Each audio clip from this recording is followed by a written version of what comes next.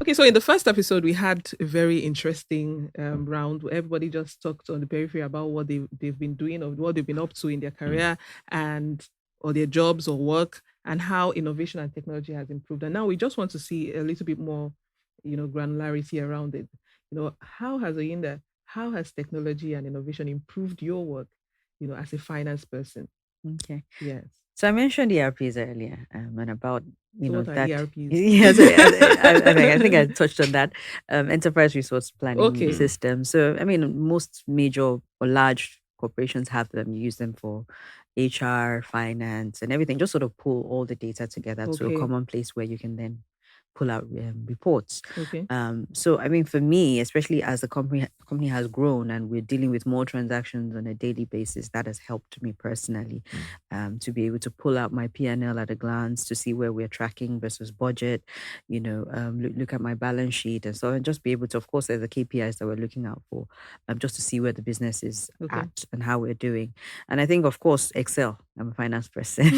There is no way you would analyze without using Excel. And I feel like for the last possibly about 10 years of my career, that has been like my go-to tool. Like there's no way, because you pull out the data or you pull out the reports and you need to analyze it. You need to get insights to be able to, because like, of course, whoever you're presenting to doesn't need all the story behind it. He just needs, key points and, just pointers as to where the business is going. So of course, Excel has been a major tool for me that's really helped me in finance. Good. Were there innovations that were not driven by technology? So they're sort of intertwined. So of course, looking at especially starting at Lab where you have to put SOPs in place, processes just to sort of drive efficiencies and ensure that everybody's on the same page as to how to do things and ensure the same output every single time. Because especially now, in the HR space, we have such a high turnover of staff. Somebody comes in, you're hoping they're with you for another 2 to 3 years. They leave exactly, and then the Japa syndrome.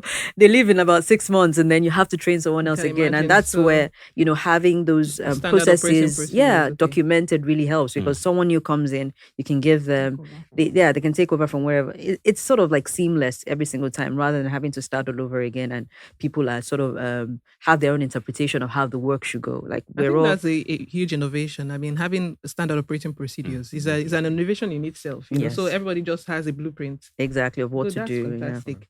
For you, Temitowe, you've been in HR and of course you work in a tech firm as well. Yeah. So how has technology, I mean, that's the crux, the center of what you do. How has it improved the quality of work you do? Okay.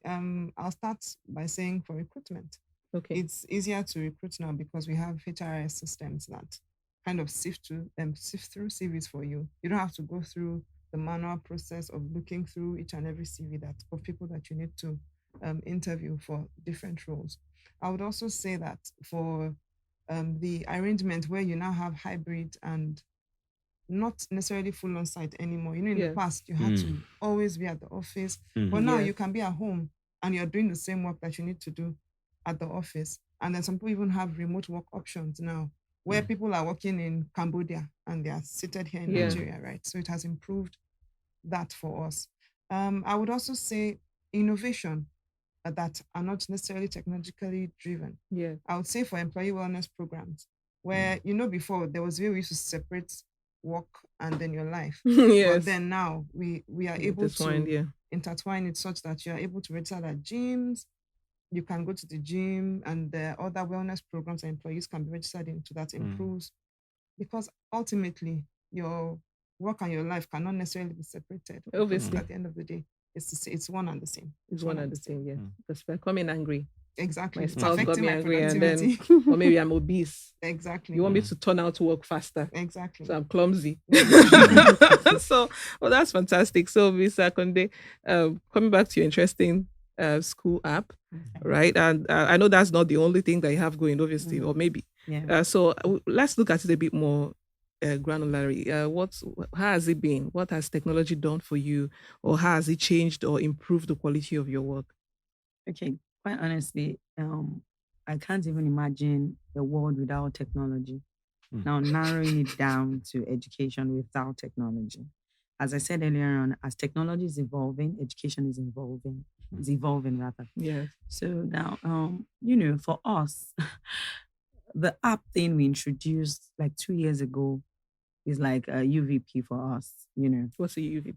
like Unique a unique selling value point. proposition. Oh, good. So that Yeah. our viewers. you know it's a big one for us because you can as well track your child's progress. Okay. We've had children, we have parents in diaspora, right? Daddies abroad, mommy in Nigeria, and they are tracking. In fact, there's a particular case of because the dad is very involved with the child's day-to-day activity and is Yes. away. So he can tell that this child has had the first meal, the second meal. So he's calling the wife who works on the island to say, where are you? Have you gone to pick our child yet? Because I can see from the app that this child has had all the meals. So, there's this tracking thing. The parents are involved. I had a parent come in last week and I didn't even know she's been away. She's been all over the world traveling, but she does homework with the child because you are seeing the curriculum, you are seeing everything. You can tell how many bowel movements your child has had. You can call in to say what's going on. It's like my child is having diarrhea. There are 3 bowel movements in the span of this. So you are just very much involved in everything. That's fantastic. It helped us because talk is now less. We are not talking so much. You are seeing everything. You are getting Obviously. updates, right? Also, for the teachers, it's also helping us to be eco-friendly because Okay. less paperwork. Okay. We are not writing as much, and the options are just there. So you just click. That's It's also fantastic. helping us because one of the things we talk about when we are recruiting, you must be tech savvy to some extent. Okay. So we know whoever is joining our team is just not someone who doesn't know anything about technology. Okay. Now, that aside, what we do specifically in our school, but let's go back to 2 years ago, 3 years now, 2020, Yeah. right? When the COVID happened. It was a revolutionary one for teachers. in And the that's when your education school space. started. Exactly. That was when our school started. Both of you. 2020, August, right? Yes. And a lot of people were like, what's going on? Who starts a business? Not even talk about a school in the peak of COVID, right? And it's really helped us. It helped us a great deal because we knew that we are starting something big in a time like this. What can we do? Now, even across schools in the education space, the children had to stay back at home. They had to learn. Obviously, they had to You learn. remember, they had to learn. Lots of apps came up. We started using, Google Classroom, Microsoft Teams, Zoom, lots of things. And in fact, even parents had to brace up. Children had to brace up. Lots of children got very, very computer literate. They knew their way around it. So that caused a big one. Lots of schools, till now, till date, there are still some schools that allow for hybrid classrooms. Yeah. Hybrid classes. We've had a couple of children that have relocated with this Japa syndrome, right? And they keep telling me, oh, Mr. Konde, what can we do? My child is going to Canada and I'm not ready for her to settle into this system. Yes. What can you do? Things I've not even thought about on my own. Okay, really, what can we do? This child is not here in Nigeria. So we've had to up our game as well. I have a child presently in the UK who is still with us. So, because on the app, she can get everything we are doing. She's seeing it. So technology has helped us a great deal. If we were still doing paper and Paperwork, pen, that would have paper been and work, I know it wouldn't work. impossible, at all. actually. Impossible. Oh, this is very interesting to listen to. So the noisy pediatrician, like we said in the first episode, we know that technology, in fact, what you do is innovative. I'm a beneficiary. And some of the times, when we think we're doing the things right, there you are. So change us back to default setting. Okay, so how has this improved the quality of your work? So I'd say that I'm actually one of many people who actually use technology, especially social media and the instant messaging apps, to essentially improve the lives of mothers and children just by educating and giving them information about what needs to be done in specific circumstances with regards to the health of their children and even their own health as well. So last month, Instagram said I reached about 2 million accounts, 2 million Wow. people. I mean, if you think about the That's idea a wide reach. Yes, I mean, how many people, I think in my entire practice, in terms of my interaction with patients, I'm not sure I've seen up to 100,000 patients. But based on my interaction on social media, I've reached 2 million accounts just in a month. So you can imagine the reach, that the potential it has to do that.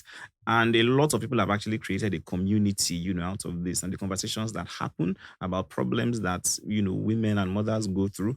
Because if a mother complains about a problem, you can be sure that 10 other mothers Definitely, have the same, obviously, it's a have the same community. problem. So it really is a community, and so building community through technology and innovation has actually helped my practice and helped me to reach so many more people than I could have, otherwise. I mean, that's fantastic. I also think that the dance is an innovation. I mean, because this dance. because I feel like that everything we do, the way we deliver is innovation very in itself. important. Because obviously, Yes, if you're it's standing there and say, important. so do not take paracetamol, take it 3 times a day. No. You're taking it this way. Don't do this, don't do that. But you first of all stand and introduce the dance, with your finger up. It's kind of been So done. it's the comedy and everything. It works. I think it's innovation. The presentation itself is innovative. It's actually, I tried to as be as innovative as possible. fantastic. That's fantastic. Thank you. Thank you everyone for listening in. I mean, it's been an exciting episode, Yes. if you must agree. Yes. Yeah. So that's a wrap for this one.